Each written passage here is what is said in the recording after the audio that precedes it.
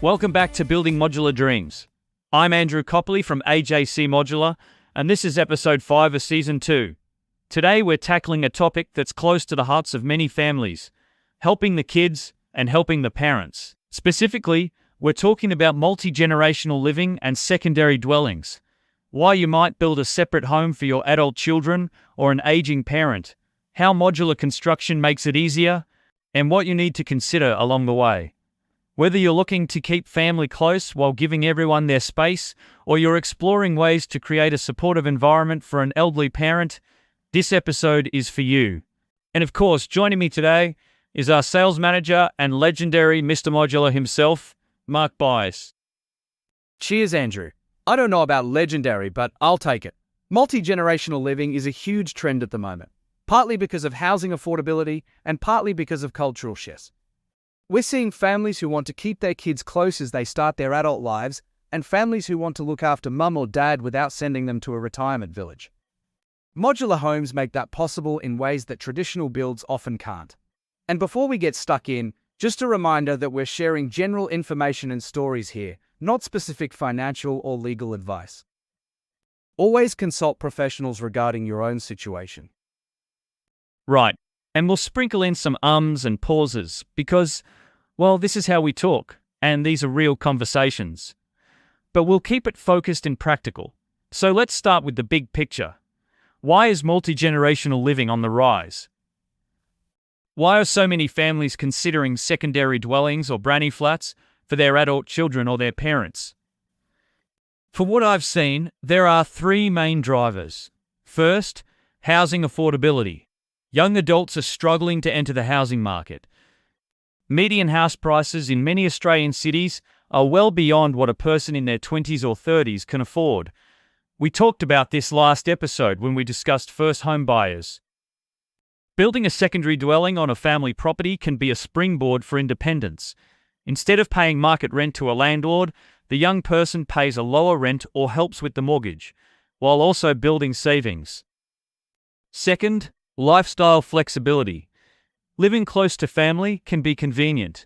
Grandparents can help with childcare, adult children can assist with chores, everyone can share meals or look after pets. Third, cultural and emotional reasons. In many cultures, multi-generational living is the norm.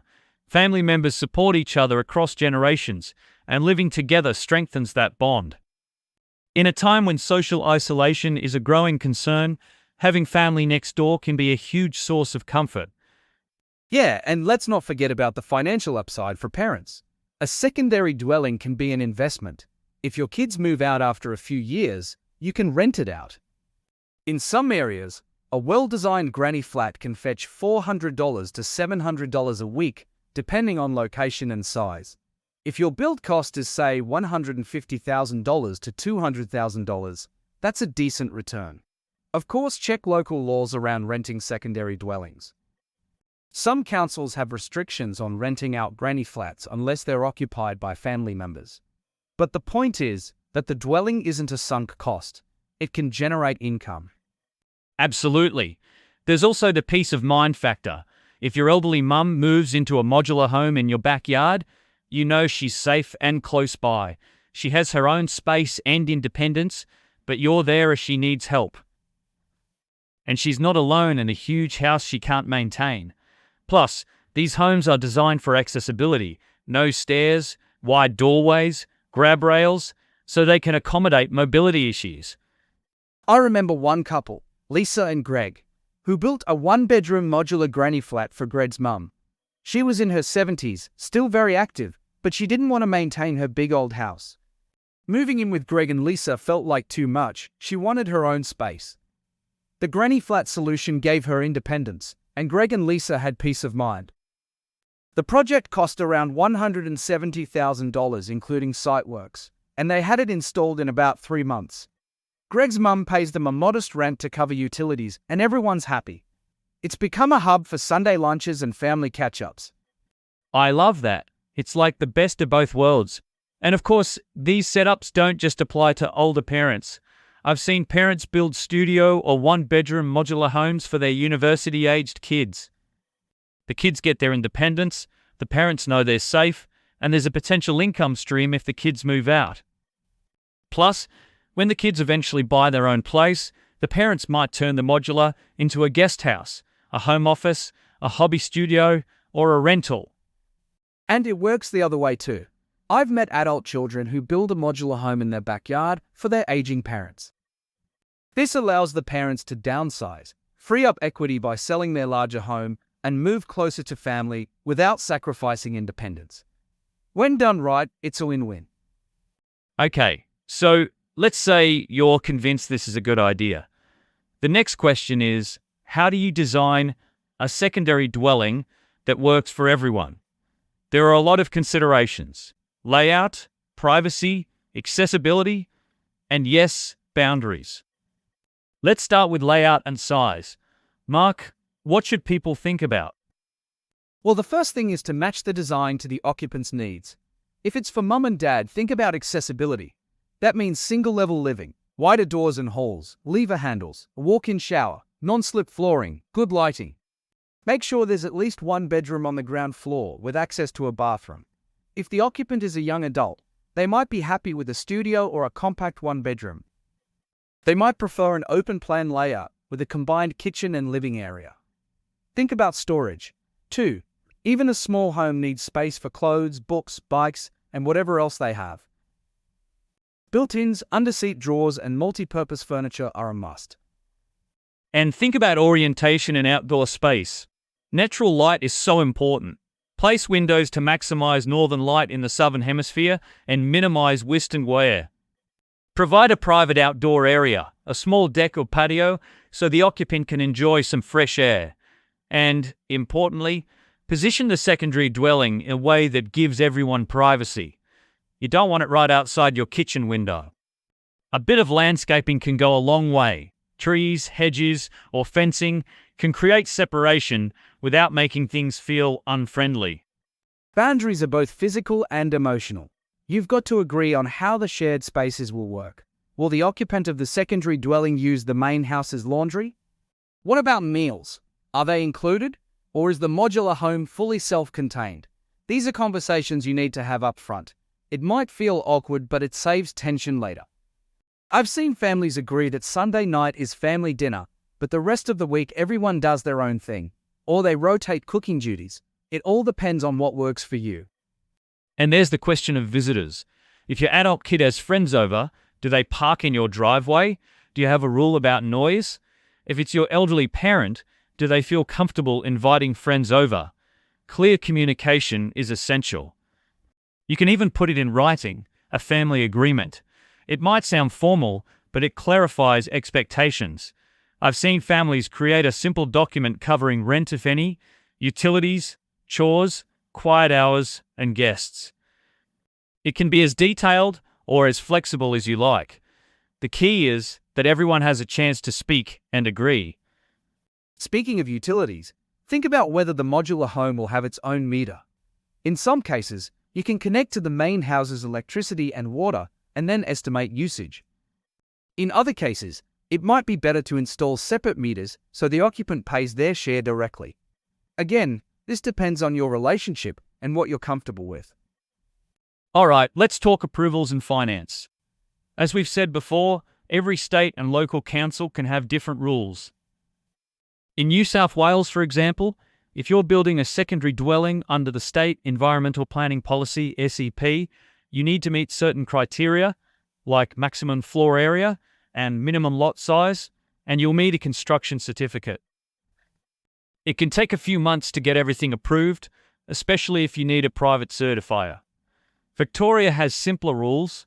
You generally need a building permit, but you don't always need a planning permit. South Australia and Queensland have their own variations.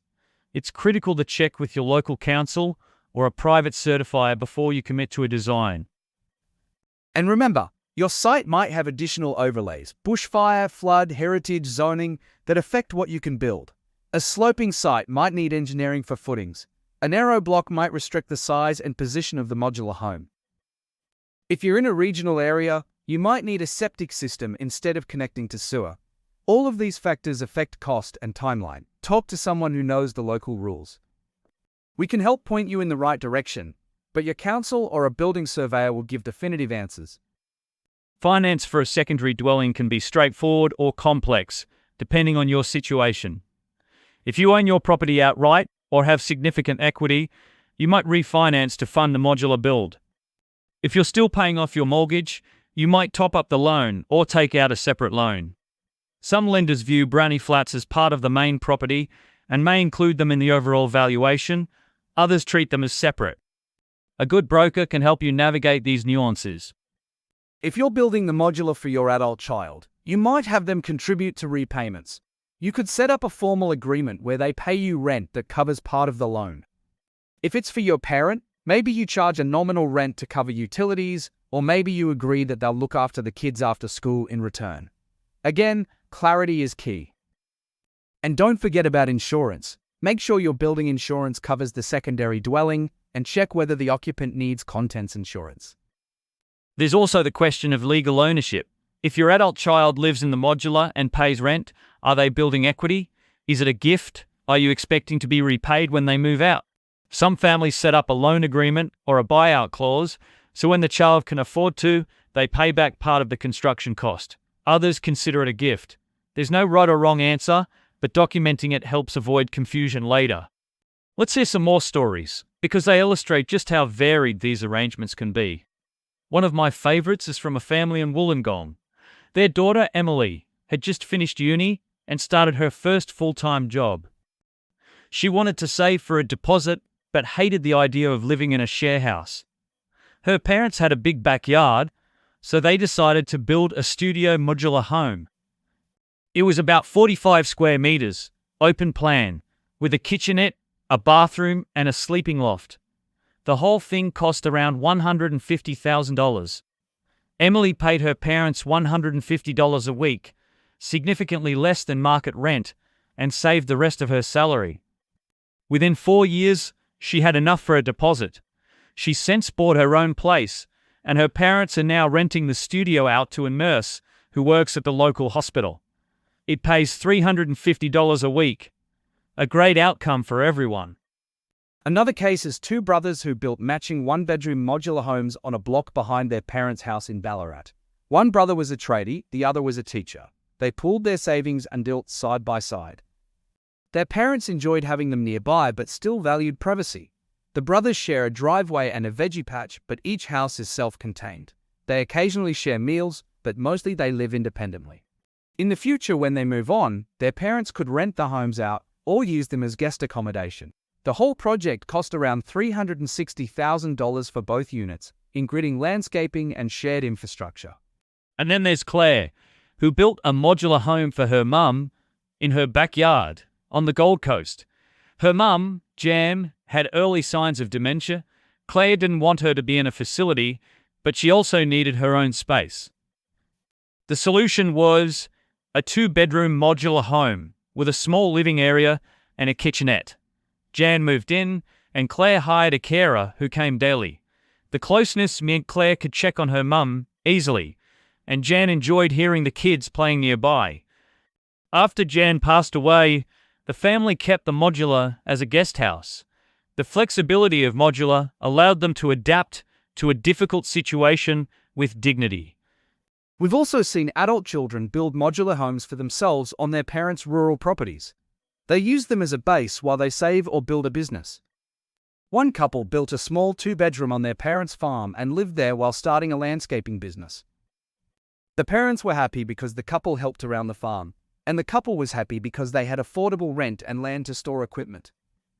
3 years later, the business took off. They bought their own property, and the original modular became a farm stay rental on Airbnb. It now generates extra income for the parents. These stories show there are as many ways to do this as there are families. The common thread is communication and planning.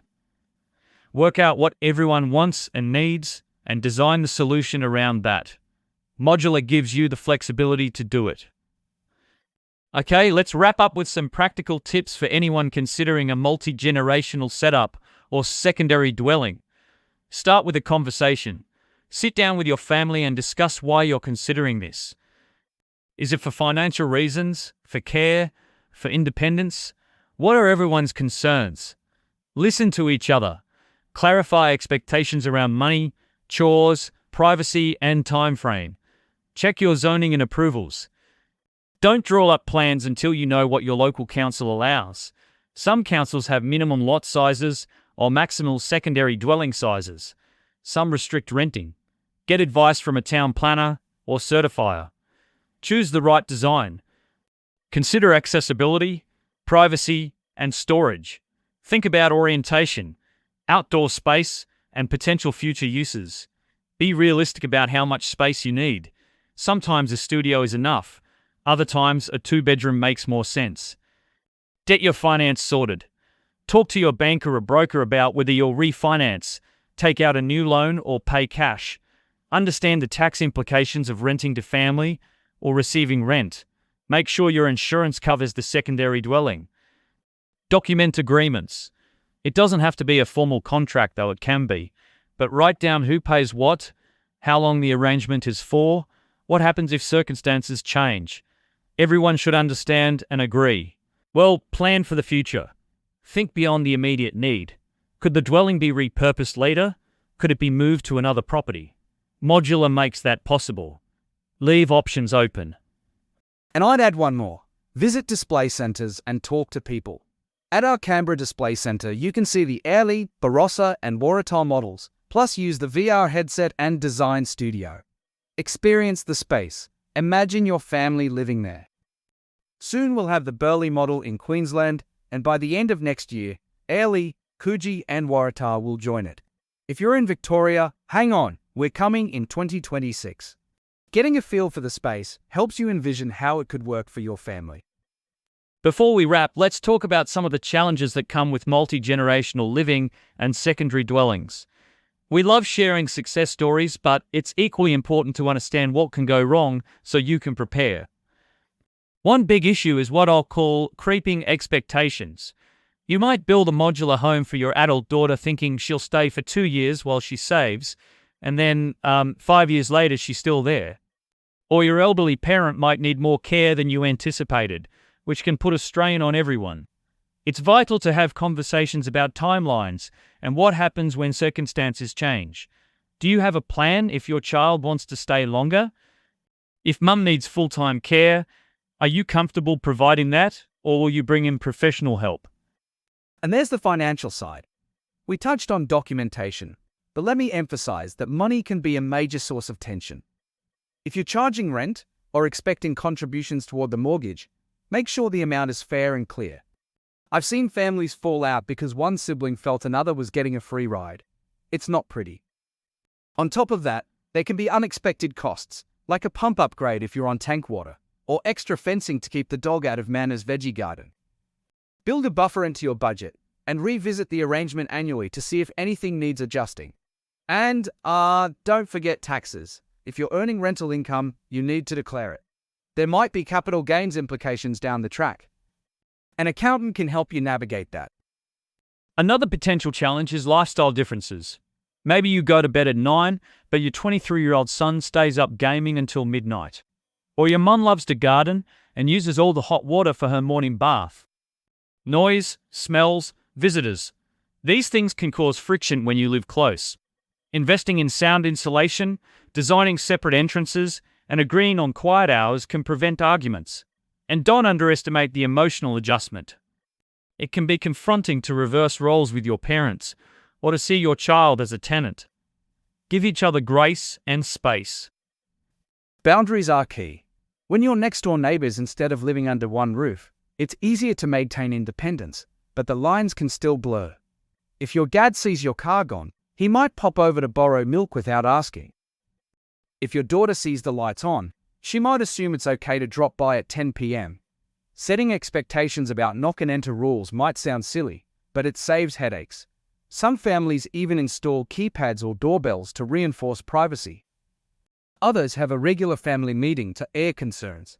It might feel formal, but it's a sign of respect. And then there are legal considerations like succession planning. If your parent builds a modular on your land and pays for it, who owns it when they pass away? Does it become part of your estate? Do your siblings have a claim? These are heavy topics, but it's better to discuss them up front than to leave your family guessing later. A solicitor can draft agreements or update wills to reflect the arrangement. It's not just about money, it's about clarity and fairness. I'll be honest, I've seen families torn apart by assumptions. Don't let that happen. Looking ahead, I think multi-generational living is only going to become more common. The cost of housing isn't going to plummet overnight, and our population is aging. In fact, the Australian Bureau of Statistics projects that by 2036, the number of people aged 65 and over will increase by around 50%. That's a lot of mums, dads, aunties and uncles who may not want to live alone. Combine that with younger generations struggling to buy their own homes, and you've got fertile ground for creative housing solutions. Governments are starting to recognise this. Some councils are loosening restrictions on secondary dwellings.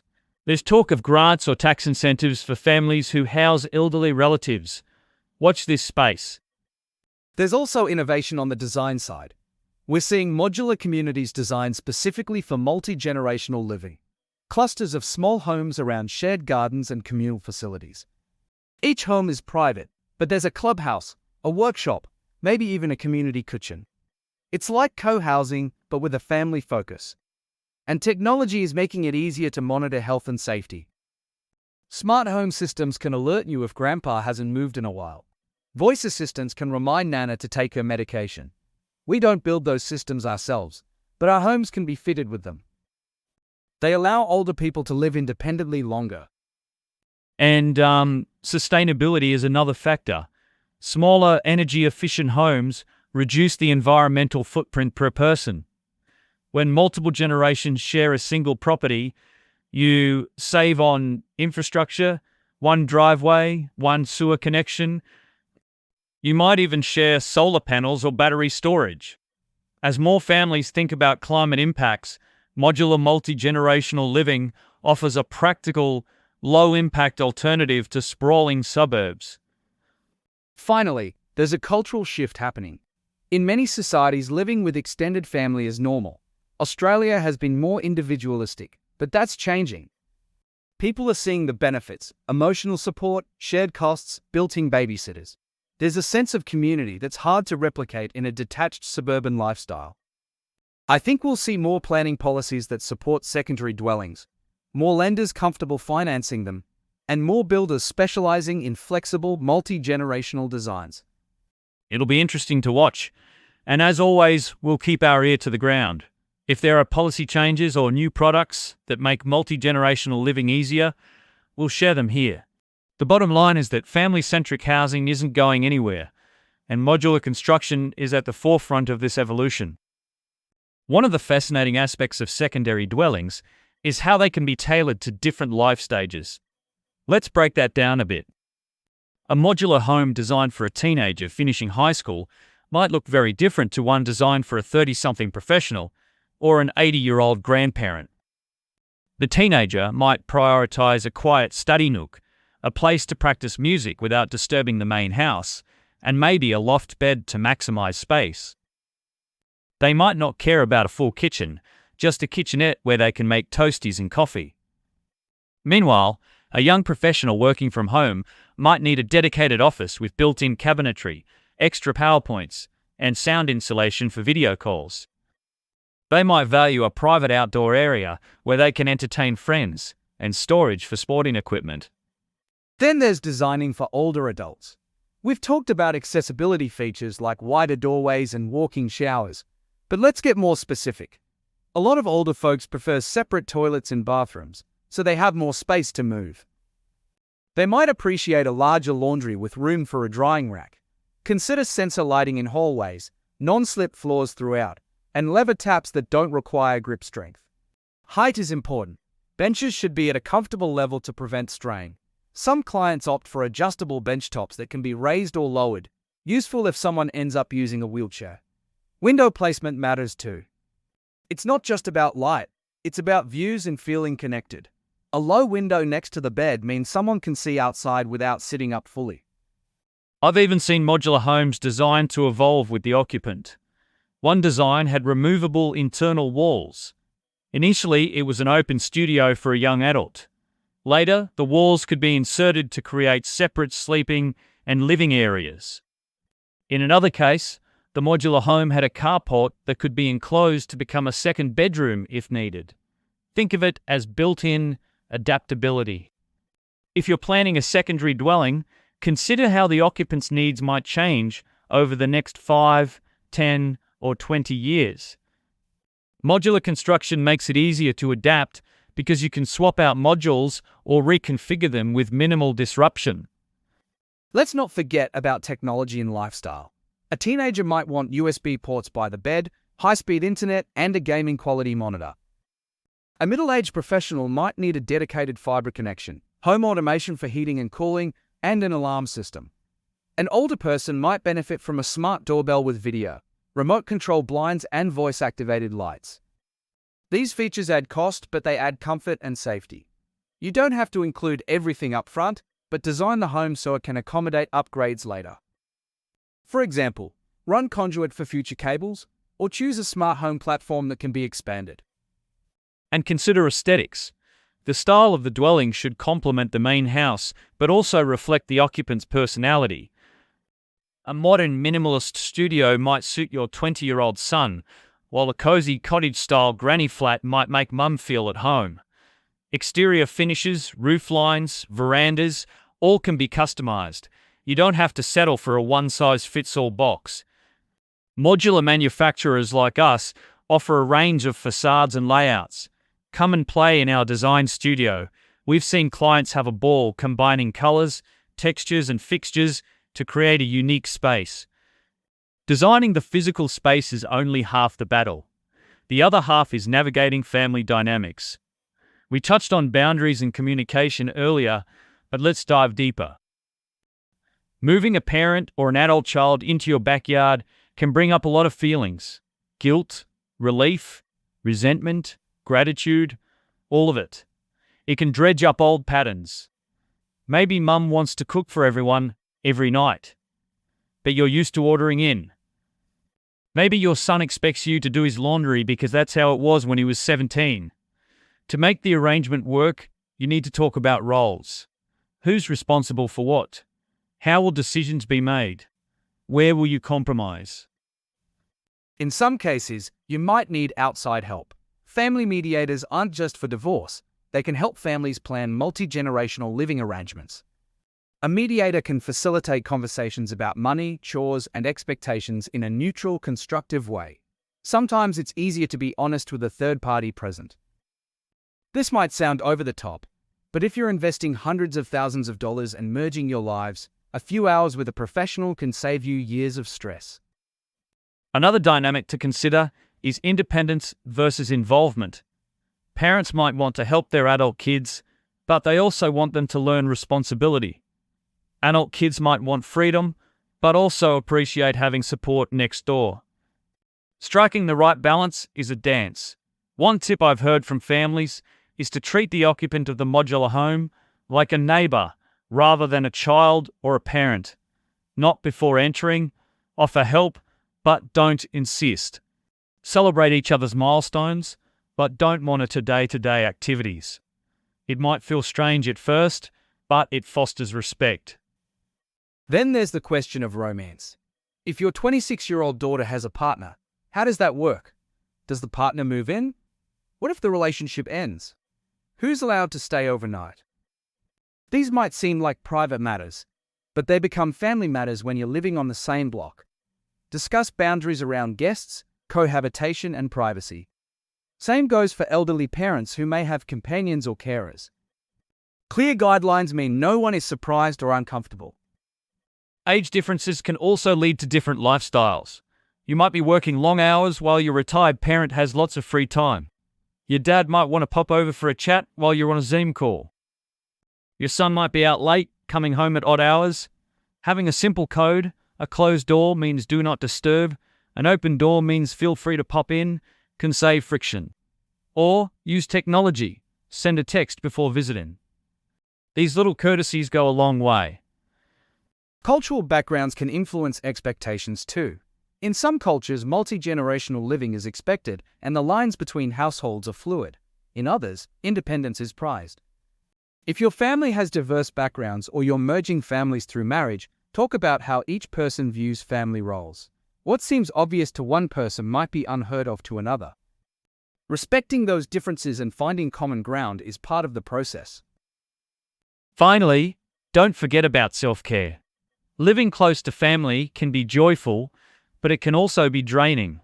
Make sure you and your family members maintain hobbies, friendships, and activities outside the family home. Encourage your parent to join a community group. Support your adult child in developing their career. Schedule date nights with your partner. A healthy degree of separation keeps relationships strong. Great points. Multi-generational living isn't a fairy tale. It's real life with all its messiness. But with planning, respect, and open communication, it can be one of the most rewarding ways to support each other through different stages of life. And, as we've said many times, modular homes are an enabler. They provide the physical structure, but it's up to you to build the relational structure. Before we head into our final tips and wrap up, we should spend a bit more time on the financial and tax side of things, because it's more nuanced than build a granny flat and rent it out. Firstly, understand that adding a secondary dwelling can affect the valuation of your property. Banks and valuers typically look at comparable sales in your area. If there aren't many homes with secondary dwellings, it can be tricky. Some lenders see a granny flat as adding value, others might be more conservative. If you're refinancing to fund the build, your bank might only lend up to a certain percentage of the combined value. Speak to a broker who knows which lenders are granny flat friendly. And then there's the structure of your loan. You could add the cost of the secondary dwelling to your existing mortgage, but that extends the term of your loan. Alternatively, you could take out a separate personal or construction loan specifically for the modular home. The advantage of a separate loan is that you can see exactly how much the dwelling is costing you, and, if it's an investment, you can claim a proportion of the interest as a tax deduction. In some cases, it makes sense to fix the interest rate so you know your repayments won't change during the build and initial rental period. Again, this is general information. Get advice before deciding. A lot of people also ask about depreciation. If you rent out the granny flat, or if your adult child pays you rent, you may be able to claim depreciation on the building and certain fixtures.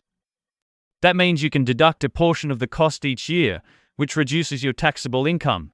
However, claiming depreciation might have capital gains tax implications when you sell. The Australian Taxation Office has rules about how much of your property is considered an investment versus your primary residence. If 30% of your property is income producing, that portion could attract capital gains tax when you sell. It's a balance. Defer tax now, maybe pay more later. This is why talking to a tax advisor is crucial. Another strategy some families use is a family trust. The trust owns the modular home, and family members are beneficiaries. Rent is paid to the trust, which then distributes income.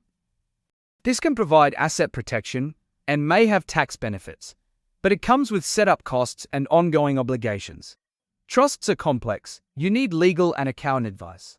Don't set one up just because your neighbor did. We also see parents act as a bank. For example, Mum and Dad might lend their child $150,000 to build a modular home on the family property. They draw up a loan agreement with an interest rate, maybe lower than a bank would charge. The child repays the loan over time, the interest becomes income for the parents. This can work well, but you need to account for what happens if circumstances change. If the child loses their job, or if the parents need the money back for medical expenses. A formal agreement protects both parties. Let's talk about grants and incentives in a bit more detail.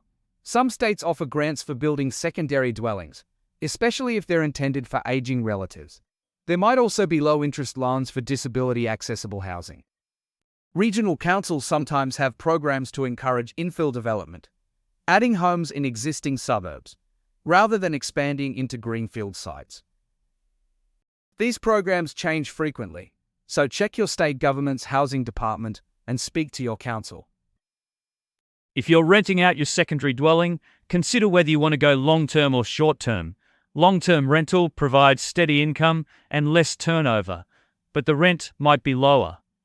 Short-term rental like an Airbnb can yield higher returns, especially if you're near tourist attractions or hospitals, but it comes with more work, cleaning, marketing, dealing with guests, and local councils might require special permits. If you're caring for an elderly relative now but plan to rent the dwelling out later, design it so it appeals to future tenants. Neutral colors, durable materials, lock-up storage. Don't forget about insurance. A standard home insurance policy might not automatically cover a granny flat, especially if it's rented out. You may need landlord insurance, which covers rental default and damage by tenants. If the occupant is a family member, some insurers offer policies that reflect that lower risk. Review your coverage annually because as the use of the secondary dwelling changes, so do the risks. Finally, talk about exit strategies. It might sound odd when you're just building, but think ahead. What happens when your kids move out or your parent passes away? Will you rent out the dwelling, use it as a home office, move it to another property, or sell it? Modular homes can be relocated, but there are costs involved. Alternatively, you might subdivide your property and sell the granny flat as a separate lot. Each option has financial and tax consequences. Having a long-term plan helps you make better decisions now. There's a lot to consider, and it can be overwhelming. Break it down into steps. Get a valuation, talk to a broker, speak to an accountant, consult a solicitor, and keep the lines of communication open within your family. The more informed you are, the more confident you'll feel about your decisions. That brings us to the end of episode 5. We've covered why multi-generational living is becoming more common, how modular homes can make it easier, what design considerations matter, how to navigate approvals and finance, and we've shared a bunch of stories to spark ideas. If you're considering building a secondary dwelling for your adult kids or your parents, I hope this gives you confidence. It's not always simple, but it can be incredibly rewarding. Absolutely. And don't forget, open communication is the key. Talk it through, plan it out, and then get stuck in. If you have questions, reach out to us or to a professional in your area. And if you're near Canberra or Brisbane, come and see us. The VR headset is waiting. In the next episode, we're going to talk about affordable housing and community projects, how modular construction is helping address the housing shortage in creative ways. So, stay tuned for that.